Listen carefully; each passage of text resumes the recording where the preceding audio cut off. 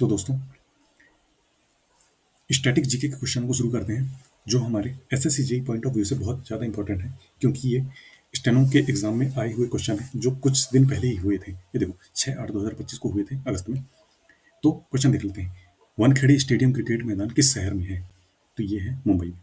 अंतर्राष्ट्रीय बुकर पुरस्कार से सम्मानित पहली हिंदी पुस्तक टॉम ऑफ सैंड के लेखक का क्या नाम है? तो ये गीतांजलि श्री। निम्नलिखित में से कौन सा नृत्य भारतीय शास्त्रीय नृत्य के रूप में मान्यता प्राप्त है? तो यह भरतनाट्यम को। उसके बाद फिर लोक रूपों को मिलान करना है। लोक रूप है और ये तो सोहर, ये किससे संबंधित है?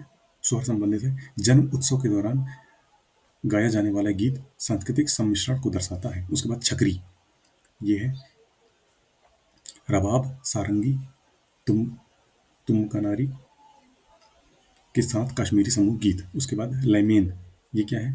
पहाड़ियों की चोटियों पर लड़के लड़कियों द्वारा किए गए प्रेम गीत की गूंज उठे। उसके बाद कजरी, ये वर्षा ऋतु में रात भर गाए महिला गीत है जो अर्धवृत्ताकार नृत्य है। उसके बाद जाकिर लोक संगीत परंपरा किस राज्य में लोकप्रिय है? तो यह असम में। बिम बिम्स्टेक के सदस्य कौन कौन से देश हैं? तो इसके सदस्य बांग्लादेश, भूटान, भारत, म्यांमार, नेपाल, श्रीलंका और थाईलैंड। किस भारतीय अमेरिकी लेखक ने द नेमसेक लिखी जिसके बाद में फिल्म में रूपांतरित किया गया? तो यह है झुम्पा लाहिरी। शतरंज में चेकमेट शब्द का तात्पर्य क्या है? खेल का समापन। सही, निम्नलिखित में से कौन सा युग्म सही सुमेलित है? तो इसमें सेल्यूलोज पौधों की कोशिकाओं को संरचनात्मक शक्ति प्रदान करता है। उसके बाद कथन और कारण बताना है कौन सा सही है। तो पराली जलाने जैसी मौसमी कृषि पद्धतियों भारत में AQI स्तर पर कोई महत्वपूर्ण प्रभाव नहीं पड़ता। बहुत गलत प्रभाव पड़ता। पराली जलाना एक नियंत्रित प्रथा है जो वायुमंडल में पर्याप्त प्रदूषक नहीं छोड़ती है। ये सही है।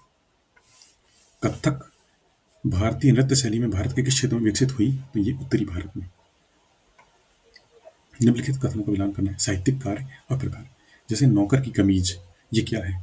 तो नौकर की कमीज ये है उपन्यास। उसके बाद लगभग जय हिंद, ये क्या है? कविता संग्रह है। पीठ पर कमरा, ये क्या है? लघु कहानी संग्रह है। वो आदमी चला गया, ये क्या है? एक कविता है। एक फुटबॉल मैदान में केंद्रीय वृत्त की त्रिज्या क्या है? तो यह है 9.15 मीटर। कौन सा शास्त्रीय नृत्य आंध्र प्रदेश से उत्पन्न हुआ और इसमें गायन एवं नृत्य दोनों सम्मिलित हैं? तो कुचिपुड़ी। गणेश चतुर्थी जो विशेष रूप से महाराष्ट्र में व्यापक रूप से मनाई जाती है, किससे संबंधित है? तो भगवान गणेश के जन्म से। भारत के प्रमुख नगरों को आपस में जोड़ने वाली स्वर्णिम चतुर्भुज परियोजना लागू करने वाली संस्था का क्या नाम है? तो वो है NHAI, भारतीय राष्ट्रीय राजमार्ग प्राधिकरण। निम्नलिखित में से निम्नलिखित अनुक्रमित को उनके संबंधित प्रकाशन के संगठनों पर मतलब जोड़ना है। तो वैश्विक नवाचार सूचकांक कौन जारी करता है? तो वैश्विक नवाचार सूचकांक ये जारी करता है विश्व बौद्धिक संपदा संगठन, WIPO। उसके बाद वैश्विक भूख सूचकांक ये कौन जारी करता है? ये कॉन्सन वर्ल्ड वाइड वेल्टेंगहांग रिफ्रे। उसके बाद वैश्विक शांति सूचकांक ये कौन जारी करता है? ये करता है अर्थशास्त्र और शांति संस्थान। उसके बाद मानव विकास सूचकांक ये कौन जारी करता है? संयुक्त राष्ट्र विकास कार्यक्रम, UNDP। हिंदुस्तानी शास्त्रीय गायन की प्रमुख विधाओं में से एक कौन सी है? तो यह है ध्रुपद। विनोद कुमार शुक्ल का पहला प्रकाशित कविता संग्रह कौन सा था? तो ये लगभग जय हिंद था। प्रधानमंत्री नरेंद्र मोदी ने चिरू के कामराज को उनकी जयंती पर श्रद्धांजलि अर्पित की। उन्होंने निम्नलिखित में से किस क्षेत्र में उनके योगदान के लिए याद किया जाता है? तो स्वतंत्रता संग्राम और सामाजिक कल्याण शासन के लिए। कर्नाटक वाद्य यंत्रों के बारे में कौन सी कथन सही है, ये अपन को बताना है। तो मृदगम एक मधुर ताल वाद्य है जिसका प्रयोग राग की रूपरेखा बनाने के लिए किया जाता है। सही है। नादस्वरम एक द्विरीड वाद्य है जो पारंपरिक रूप से मंदिरों और विवाह समारोह में बजाया जाता है। सही है। कौन सी शास्त्रीय नृत्य शैली केरल राज्य से संबंधित है? तो यह कथकली। गीतांजलि के लिए साहित्य में नोबेल पुरस्कार प्राप्त करने वाले पहले भारतीय कौन थे? तो यह रविंद्रनाथ टैगोर। हॉकी में स्ट्राइकिंग या शूटिंग सर्कल की त्रिज्या क्या है? तो यह है 14.63 मीटर। गुड़ी पड़वा त्योहार के बारे में निम्नलिखित कथन में कौन सा कथन सत्य है? तो यह चंद्र सौर कैलेंडर पर आधारित हिंदू नववर्ष की शुरुआत का प्रतीक है। ये सही है, बाकी सब गलत है। उसके कौन सा नृत्य पंजाब की पारंपरिक सांस्कृतिक विरासत से जुड़ा हुआ है? तो है भांगड़ा। कर्नाटक संगीत त्रिमूर्ति के बारे में निम्नलिखित कथनों पर विचार करना है और सही कथन कौन सा है ये चूज करना है। तो त्यागराज, मुथुस्वामी दीक्षातार और श्यामा शास्त्री 17वीं शताब्दी में हुए। गलत। त्रिमूर्ति कृति रूप को उसकी सर्वोच्च कलात्मक अभिव्यक्ति तक पहुंचाया, ये सही है, तिब्बती ने। बिहू लोक संगीत और नृत्य का पारंपरिक रूप भारत के किस राज्य से जुड़ा हुआ है? तो है असम से। असम में मनाए जाने वाला पर्व बिहू पर्व किस अवसर पर आयोजित किया जाता है? नई फसल का स्वागत। The God of small Ching's के लेखक कौन है?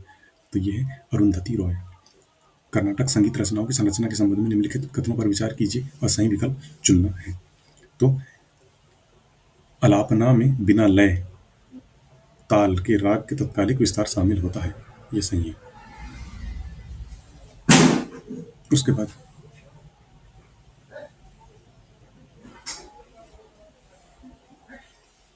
कौन सी शास्त्रीय नृत्य शैली मुद्राओं, हस्तचलन और भाव भंगी अभिनय के माध्यम से कथा मंचन करती है? तो यह भरतनाट्यम।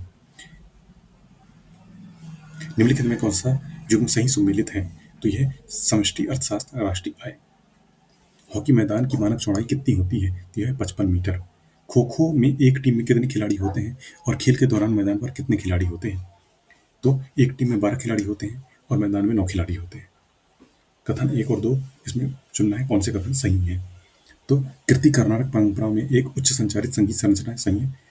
तिल्लाना तिल्लन अक्सर कर्नाटक गायन को समापन करती है और लयबद्ध अक्षरों पर जोर देती है, दोनों सही है।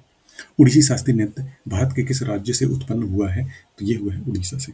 निम्नलिखित में से किस लेखक को साहित्य में नोबेल पुरस्कार नहीं मिला है? तो वह हारुकी मुराकामी। बाकी सबको साहित्य पुरस्कार नोबेल पुरस्कार मिला है। निम्नलिखित में से कौन सा युग्म गलत सुमेलित है? तो ये है स्वदेश दर्शन संस्कृति मंत्रालय, ये गलत है। सही वाला पीएम मित्र कपड़ा मंत्रालय सही है। बेटी बचाओ बेटी पढ़ाओ महिला बाल विकास मंत्रालय, ये भी सही है। पीएम जनमन योजना जनजाति कार्यक्रम, ये भी सही है। कर्नाटक संगीत में सामान्यतः प्रयोग होने वाला वाद्य यंत्र कौन सा है? तो ये है मृदंगम। कौन सी नृत्य शैली अपने आध्यात्मिक भक्ति और वैष्णव आंदोलन से जुड़ाव को प्रसिद्ध है? वह सत्रिय। निम्नलिखित में से कौन सा पर्व नागालैंड जनजाति समुदाय द्वारा मनाया जाता है और पारंपरिक नृत्य एवं संगीत का प्रदर्शन करता है? तो ये है हमारा हार्निवल महोत्सव, ये नागालैंड में मनाया जाता है। उसके बाद कबड्डी के सर्वप्रथम ज्ञात नियम किस भारतीय राज्य में बनाए गए थे? तो महाराष्ट्र में। इस प्रकार हमारे जो सारे क्वेश्चन हैं वो खत्म होते हैं और इन क्वेश्चनों को हम एक दो बार पढ़ लेंगे तो हमारे जो आगामी एसएससी जेई का जो एग्ज़ाम जो चालू हो गया है 3 दिसंबर से 6 दिसंबर के बीच में, इसमें हम लोगों को काफ़ी हेल्प मिल जाएगी, क्योंकि इसी से रिलेटेड ही क्वेश्चन पूछेंगे। ये भी एडिक्वेटी के ही क्वेश्चन है, तो एक इस तरीके से हमको एक चीज़ का पता चल जाता है कि एडिक्वेटी किस तरीके के क्वेश्चन पूछ रहा है। तो इस सीरीज को जरूर देखें एक दो बार, जिसके एग्जाम 6 तारीख से पहले पहले हैं, एक दो बार जरूर देख लें, थोड़ा बहुत हेल्प बिल्कुल जरूर मिलेगी। तो इसी तरीके से जुड़े रहें और चैनल को सब्सक्राइब जरूर करें। तो मिलते हैं नए अपडेट के साथ में। ओके।